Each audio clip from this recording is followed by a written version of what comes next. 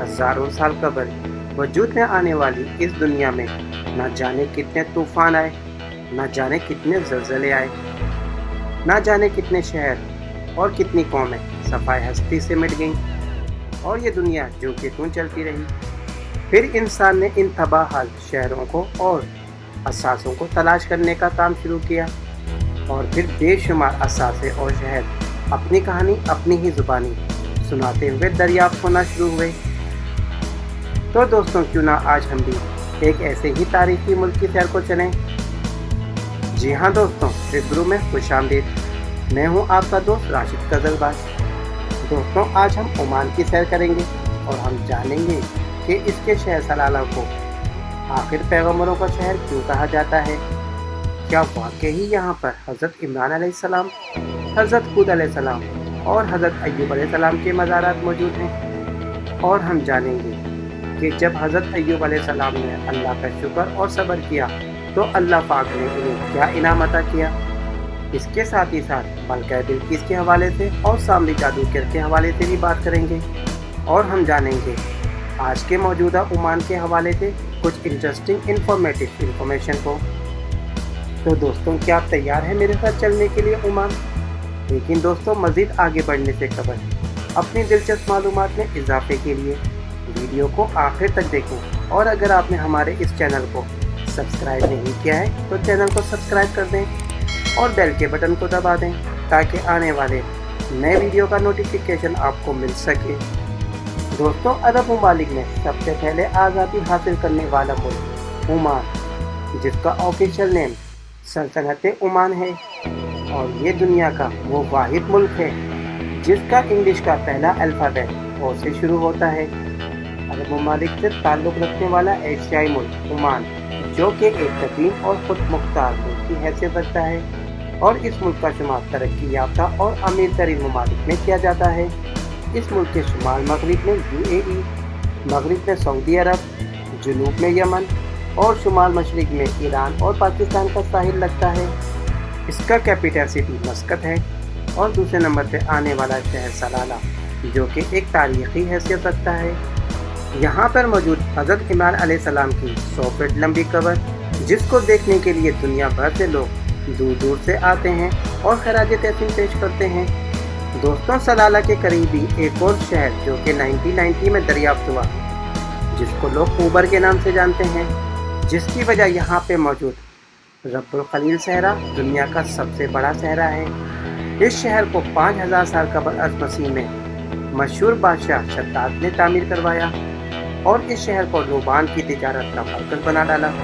मलका बिल्किस ने हज़रत सुलेमान अलैहिस्सलाम को एक गोंदनुमा माता बतौर तोहफा पेश किया था, जिसका जिक्र कुरान पाक में भी मौजूद है।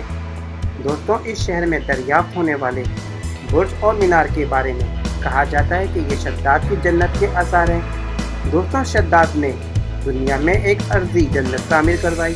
जब इसकी ये जन्नत तैयार हो गई और ये इसको देखने के लिए जा रहा था, मलकुल मौत ने इसकी रूह कब्ज़ कर ली और इसकी बनाई गई अर्जी जन्नत ज़मीन में धंस गई। दोस्तों, यहाँ पर हालिया बसने वाली कौम का अकीदा है कि उसका ताल्लुक़ कौम आहद से है, और ये लोग हज़ारों साल कदीमी तर्ज़ हयात को अपनाए हुए हैं।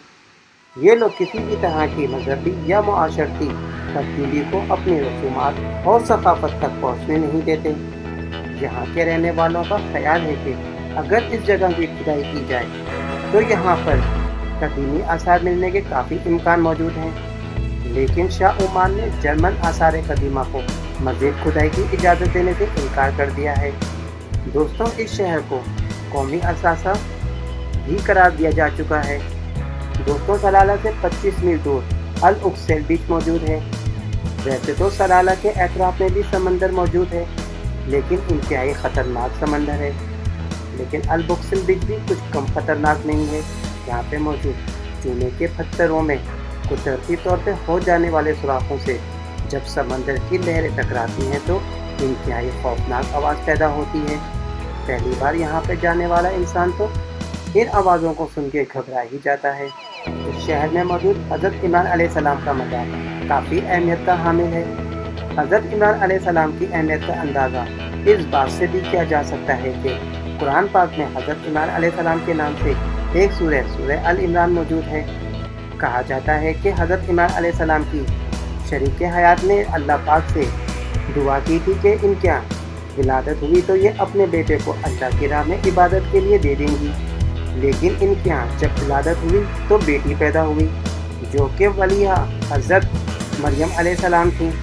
دوستو یہاں پہ آپ کو ایک بات اور بھی کلیئر کرنا ضروری ہے کہ یہ حضرت مریم علیہ السلام حضرت عیسیٰ علیہ السلام کی والدہ نہیں ہیں۔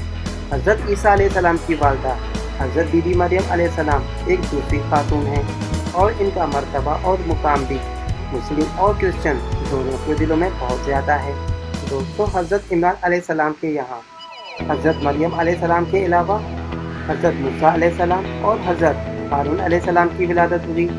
دوستو اس کی شہر میں موجود حضرت صالح علیہ السلام کی اونٹنی کے قدموں کے نشانات بھی موجود ہیں۔ حضرت صالح علیہ السلام کی قوم سمود تھی۔ یہ نافرمان لوگ اللہ کی راہ سے بھٹکے ہوئے لوگ تھے اور بتوں کی پوجا کیا کرتے تھے۔ اس قوم کے بعد اللہ پاک نے حضرت صالح علیہ السلام کو اپنا پیغام لے کے بھیجا۔ جب حضرت صالح علیہ السلام نے اس قوم کو اللہ کا پیغام سنایا تو ان لوگوں نے حضرت صالح علیہ السلام سے معجزہ مانگا۔ حضرت صالح علیہ السلام نے اللہ پاک سے دعا کی اور اللہ پاک نے اونٹنی کی شکل میں معجزہ عطا کیا۔ یہ معجزہ دیکھ کے اس قوم کے لوگ کافی حیران ہوئے، لیکن پھر بھی چند لوگوں کے علاوہ اس قوم کے لوگ بھٹکی ہوئی راہ پہ چلتے رہے۔ حضرت صالح علیہ السلام نے چشمے کے پانی کو 2 حصوں میں تقسیم کر دیا۔ ایک دن اونٹنی اس چشمے سے پانی پیا کرتی تھی اور دوسرے دن اس قوم کے لوگ اس چشمے سے پانی لیا کرتے تھے، لیکن قوم سمود کے نافرمان لوگوں کو اونٹنی کا یہاں سے پانی پینا برداشت نہ ہوا اور انہوں نے موقع ملتے ہی ایک دن اونٹنی کو قتل کر دیا۔ جب صالح علیہ السلام کو اس بات کا علم ہوا تو صالح علیہ السلام نے ان لوگوں کو اللہ پاک کے عذاب سے ڈرایا اور توبہ کی تلقین کی، جس پہ یہ نافرمان قوم حضرت صالح علیہ السلام کا مذاق اڑانے لگے اور کہنے لگے جاؤ اپنے خدا کو بولو کہ جو بھی عذاب بھیجنا ہے بھیج دے۔ یہ دوستوں اللہ پاک کی طرف سے حضرت صالح علیہ السلام کو بستی چھوڑ دینے کا حکم ہوا۔ حضرت صالح علیہ السلام جو لوگ ایمان لے کے آگے تھے ان کو لے کے جیسے ہی بستی سے باہر نکلے اتنا خطرناک زلزلہ آیا کہ یہ قوم ہمیشہ کے لیے صفائے ہستی سے مٹ گئی۔ دوستوں اگر سلالہ سے 1 گھنٹے کی ڈرائیو کی جائے تو جبل القلا کی پہاڑیوں پر حضرت ایوب علیہ السلام کا مزار موجود ہے۔ یہ جگہ سطح سمندر سے 500 فٹ بلند ہے۔ اس مقام پہ کھڑے ہو کے سلالہ شہر کا اور سمندر کا نظارہ کیا جا سکتا ہے، اور یہ مقام مسلم اور کرسچن دونوں کے لیے ہی اہمیت کا حامل ہے، اور دونوں ہی مذاہب کے لوگ یہاں پر خراج تحسین پیش کرنے کے لیے آتے ہیں۔ دوستوں اگر حضرت ایوب علیہ السلام کے صبر کے حوالے سے بات کی جائے تو آپ کو بتاتا چلوں کہ حضرت ایوب علیہ السلام کو اللہ پاک نے بے شمار دولت اور نعمتیں عطا کر رکھی تھیں، جس کا حضرت ایوب علیہ السلام ہر وقت شکر ادا کیا کرتے تھے اور اللہ پاک کی عبادت کیا کرتے تھے۔ لیکن پھر ایک دن اللہ پاک نے حضرت ایوب علیہ السلام کو آزمانے کے لیے ان سے یہ ساری نعمتیں اور دولت واپس لے لی۔ ہوا کچھ یوں کہ ان کے جتنے بھی کھیت اور باغات تھے ان سب کو ڈاکوؤں نے لوٹ لیا اور ان کے غلاموں کو قتل کر دیا۔ بچ جانے والے غلاموں نے رہی سہی مویشیوں کو اپنے ساتھ لیا اور اپنے اپنے شہروں کو چلے گئے۔ ابھی اس واقعے کو کچھ ہی دن گزرے تھے کہ حضرت ایوب علیہ السلام کے گھر کی چھت گر گئی، جس سے ان کے گھرانے کے کافی افراد ہلاک ہو گئے۔ دوستوں یہ صدمہ بھی ابھی ختم نہ ہوا تھا کہ حضرت ایوب علیہ السلام کے جسم پر زخم ہو گئے اور جن میں کیڑے پڑ گئے۔ ان کی یہ حالت دیکھ کے لوگوں نے ان سے دوری اختیار کر لی۔ صرف ان کی وفادار بیوی ہی ان کے ساتھ رہیں، جو ان کے زخموں سے پیپ صاف کر دیا کرتی تھیں اور ان کے کھانے پینے کا انتظام کیا کرتی تھیں۔ لیکن پھر ایک دن شیطان کے بہکاوے میں آ کے ان کی وفادار بیوی بھی ان کو چھوڑ کے چلی گئیں، اور بستی کے لوگوں نے حضرت ایوب علیہ السلام کو بستی سے دور مضافات میں رہنے پہ مجبور کر دیا۔ پورے 15 سال تک حضرت ایوب علیہ السلام نے بستی سے دور تنہائی میں اور شدید تکلیف میں ان زخموں کو برداشت کیا، لیکن اس حالت میں بھی انہوں نے اللہ پاک کا دامن ہاتھ سے نہیں چھوڑا اور اللہ پاک کا شکر ادا کرتے رہے اور صبر کرتے رہے۔ جس پہ اللہ پاک کی طرف سے ایک دن حضرت ایوب علیہ السلام کو غسل کرنے کا حکم ہوا۔ جب حضرت ایوب علیہ السلام نے اللہ پاک کے حکم سے غسل کیا تو ان کے جسم کی تمام بیماری ختم ہو گئی، جس پہ حضرت ایوب علیہ السلام نے اللہ کا شکر ادا کرنے کے لیے نماز ادا کی، لیکن کمزوری کے باعث یہ صرف 3 رکعت نماز ہی ادا کر سکے۔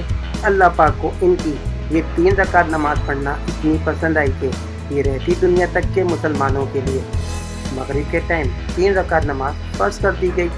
قوم احد، دوستوں یہ قوم بھی اللہ کی راہ سے بھٹکی ہوئی قوم تھی، اور یہ لوگ بھی بتوں کی پوجا کیا کرتے تھے۔ ان کے پاس بھی اللہ پاک نے حضرت ہود علیہ السلام کو اپنا پیغام لے کے بھیجا، لیکن چند لوگوں کے علاوہ اس قوم کے نصیب میں بھی ہدایت نہیں تھی، اور یہ لوگ اللہ سے بھٹکی ہوئی راہ پہ چلتے رہے اور حضرت ہود علیہ السلام کی شان میں گستاخیاں کرتے رہے، جس پہ اللہ پاک نے ایک دن اس نافرمان قوم پہ ریت کا طوفان مسلط کیا، جو کہ 8 دن اور 7 راتوں تک مسلسل جاری رہا، جس کی گرج و دھمک کی آواز اتنی خطرناک تھی کہ اس نافرمان قوم کے لوگوں کے کانوں کے پردے تک پھٹ گئے، اور حضرت ہود علیہ السلام اور ان پہ ایمان لانے والے لوگ اللہ کے اس عذاب سے محفوظ رہے۔ ملکہ بلقیس کا محل، دوستوں ملکہ بلقیس کی سلطنت یمن سے ایریٹریا تک کے علاقوں تک پھیلی ہوئی تھی۔ یہ 463,000 مربع کلومیٹر پر مشتمل ملک ایک خوشحال ملک تھا۔ دوستوں ملکہ سبا بلقیس کی قصے عرب میں دور دور تک پھیلے ہوئے تھے، اور کہا جاتا ہے کہ ملکہ بلقیس کا دل عورت کا اور ہاتھ پاؤں مرد کے تھے۔ ملکہ بلقیس نے لوبان خریدنے کے لیے طوفان تک کا سفر کیا۔ دوستوں سونے چاندی اور قیمتی پتھروں سے مالا مال یہ ملک مسالہ جات اور لوبان پڑوسی ممالک سے خریدا کرتا تھا۔ یہ وہ دور تھا جب حضرت سلیمان علیہ السلام کی حکومت پوری دنیا پہ تھی۔ اللہ پاک نے انہیں صرف انسانوں پر ہی نہیں بلکہ چرند پرند، جنات اور تمام مخلوقات پہ حکومت کا اختیار دیا ہوا تھا۔ ایک دن حضرت سلیمان علیہ السلام کو ایک ایسی قوم کے بارے میں معلوم چلا جو کہ سورج کی پوجا کیا کرتی تھی، اور اس سلطنت پہ حکمرانی کسی مرد کی نہیں بلکہ ایک عورت ملکہ بلقیس کی تھی۔ جب حضرت سلیمان علیہ السلام کو یہ بات معلوم چلی تو حضرت سلیمان علیہ السلام نے ملکہ بلقیس کے پاس ایک خط بھیجا، جس میں ان کو اپنے محل میں آنے کی اور ملاقات کرنے کی دعوت دی۔ جب یہ خط ملکہ بلقیس کو موصول ہوا تو اس وقت وہاں پہ موجود بڑے بڑے سرداروں کو یہ بات کافی ناگوار گزری، اور انہوں نے ملکہ بلقیس سے حضرت سلیمان علیہ السلام سے جنگ کرنے کا مطالبہ کیا۔ لیکن ملکہ بلقیس ایک انتہائی سمجھدار خاتون تھی، اور اس نے اپنے قوم کے لوگوں سے کہا، خط بھیجنے والا کوئی عام انسان نہیں ہے، خدا کی طرف سے بھیجا ہوا پیغمبر ہے۔ اگر یہ خدا کی طرف سے بھیجا ہوا پیغمبر ہے تو میں اس کی اطاعت کروں گی، اور اگر یہ کوئی بادشاہ ہوا تو میں اس سے جنگ کروں گی۔ پھر ملکہ سبا بلقیس نے قیمتی تحائف حضرت سلیمان علیہ السلام کو یہ سوچ کے بھجوائے کہ اگر حضرت سلیمان علیہ السلام نے ان تحائف کو قبول کر لیا تو وہ ان سے جنگ کرے گی، اور اگر حضرت سلیمان علیہ السلام نے ان تحائف کو قبول نہ کیا تو وہ ان سے ملنے ان کے محل جائے گی۔ لیکن دوستوں جب حضرت سلیمان علیہ السلام کے پاس یہ تحائف پہنچے تو حضرت سلیمان علیہ السلام نے ان تحائف کو لینے سے انکار کر دیا، اور ملکہ بلقیس کو اس کے تحائف واپس بھجوا دیے۔ جب ملکہ بلقیس کو یہ بات معلوم چلی تو اس نے حضرت سلیمان علیہ السلام کے محل جانے کی اور ان سے ملاقات کرنے کی خواہش ظاہر کی، جو حضرت سلیمان علیہ السلام نے قبول کی۔ ملکہ سبا بلقیس کی آمد سے پہلے حضرت سلیمان علیہ السلام نے شہر کی تمام سڑکوں کو سونے اور چاندی سے تعمیر کروایا، اور راستوں کو ہیروں اور قیمتی پتھروں سے سجایا گیا۔ حضرت سلیمان علیہ السلام نے اپنے دربار کی بھی آرائش کی، اور اپنے دربار میں شیشے کا فرش تعمیر کروایا، جس کے نیچے سے بہتا ہوا پانی اور مچھلیاں صاف دکھائی دیا کرتی تھیں۔ جب ملکہ سبا بلقیس ان سے ملنے ان کے دربار پہنچی تو حضرت سلیمان علیہ السلام نے ان کو آگے آنے کا اشارہ کیا، لیکن دوستوں جیسے ہی ملکہ سبا بلقیس نے اپنا قدم آگے بڑھایا، اس کی نظر نیچے بہتے ہوئے پانی پر پڑی، تو اس نے اپنے کپڑے اوپر اٹھا لیے، جس پہ حضرت سلیمان علیہ السلام مسکرائے اور کہنے لگے کہ اس بہتے ہوئے پانی کے اوپر شیشہ ہے، آپ ایسے ہی چلتی بھی چلی آئیں۔ یہ بات سن کے ملکہ سبا بلقیس شرمندہ ہوئی، اور اس کو اس بات کا احساس ہوا کہ جس طرح اس نے اور اس کی قوم نے चमकते हुए सूरज को खुदा तस्वर कर लिया। इसी तरह इस शीशे के नीचे बहते हुए पानी को मलका सबा बिल्किस ना समझ सकी। जब मलका सबा बिल्किस की हज़रत सुलेमान अलैहिस्सलाम से मुलाकात हुई तो मलका सबा बिल्किस ने इनकी अताअत की और एक सच्चे खुदा पर ईमान ले आई। और कहा जाता है कि मलका सबा बिल्किस ने हज़रत सुलेमान अलैहिस्सलाम से निकाह भी किया। लेकिन दोस्तों, इंजील के मुताबिक मलका सबा बिल्किस बुतों की पूजा किया करती थी और इज़राइलियों के खुदा की अताअत किया करती थी। मलका बिल्किस के महल के खंडरात ओमान के मशरकी साहिल सलाला के मुकाम पर मगरिब में सफ़ार के इलाके में पाए गए हैं। इस जगह से आगे जाएं तो एक छोटा सा म्यूज़ियम है जहां पर इस इलाके से बरामद होने वाले अशिया और असासे रखे गए हैं। दोस्तों, इस तरक्की याफ्ता मुल्क में तामीर होने वाली सबसे पहली यूनिवर्सिटी सुल्तान काबूस यूनिवर्सिटी है जो 1986 में तामीर की गई। जबल शम्स इसका हाईएस्ट पॉइंट है जो 3004 मीटर सतह समंदर से बुलंद है। इस मुल्क का शुमार दुनिया के पुरअमन ममालिक में किया जाता है। कहा जाता है कि ओमान और कतर ये दो ऐसे ममालिक हैं जहां पर दहशतगर्दी का नामो निशान भी मौजूद नहीं। ओमान की सरकारी ज़बान अरबी है। इसके अलावा डॉक्यूमेंटेशन और तिजारती मामलात में इंग्लिश का इस्तेमाल भी किया जाता है।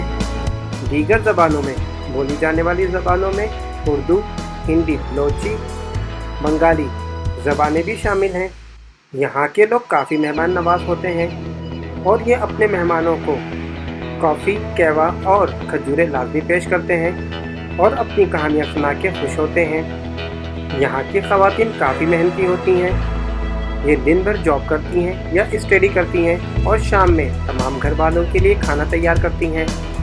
दोस्तों, ओमान में ख़ास मेहमान की आमद पर घर में मौजूद मर्द इसके लिए खाना खुद तैयार करते हैं जो इस मेहमान के आने वाले की इज़्ज़त अफजाई की निशानी है।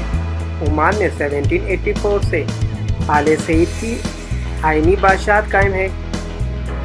सुल्तान काबूस बिन सईद अल सईद हैं जो कि 18 नवंबर 1930 में पैदा हुए और इन्होंने इब्तिदाई तालीम इंडिया में हासिल की। शंकर दयाल शर्मा इनके उस्ताद थे जो मुस्तकबिल में इंडिया के सदर भी रह चुके हैं।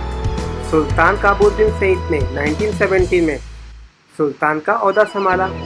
ये यहाँ के 9वें सुल्तान थे। सुल्तान काबूस बिन सईद की कोई औलाद नहीं थी और इन्होंने अपना जानशीन भी किसी को नहीं बनाया और ये बात आज भी ओमानियों के लिए तशवीश का बायस बनी हुई है। सुल्तान काबूस बिन सईद ने इंडियन लड़की से शादी की थी और यही वजह है कि यहाँ पर इंडियंस को काफ़ी सहूलियात फराहम की जाती हैं। 25 अप्रैल 1995 में इसका 3 कलर का फ्लैग मुतारिफ करवाया गया। इस फ्लैग में मौजूद वाइट कलर बहादुरी की निशानदेही करता है, रेड कलर शुजाअत और ग्रीन यानी सख्त कलर इस्लामी तारीख को जाहिर करता है। कॉर्नर पे जाम्बिया का निशान सल्तनत की निशानी को जाहिर करता है। दोस्तों, यहाँ की पुलिस को काफ़ी इख्तियारात हासिल है। इनको किसी को अरेस्ट करने के लिए वारंट की ज़रूरत नहीं होती। दोस्तों, ओमानी घोड़े दुनिया भर में मशहूर हैं और ये काफ़ी महंगे दामों फ़रोख्त किए जाते हैं। माजी में इस मुल्क को सबसे बड़े कश्ती साज मुल्क की हैसियत भी हासिल रही है और ये मुल्क यूरोप को कश्तियाँ सप्लाई किया करता था। दोस्तों, ओमान अपने मुल्क की नेशनलिटी किसी को नहीं देता, लेकिन फिर भी पाकिस्तान में रहने वाले गवादर के बलोचियों को ये इख्तियार हासिल है कि वो जब चाहें यहाँ की नेशनलिटी हासिल कर सकते हैं, जिसकी वजह ओमानी कौम बलोचियों को अपना भाई तस्वर करती है क्योंकि 1958 से पहले गवादर ओमान का हिस्सा था।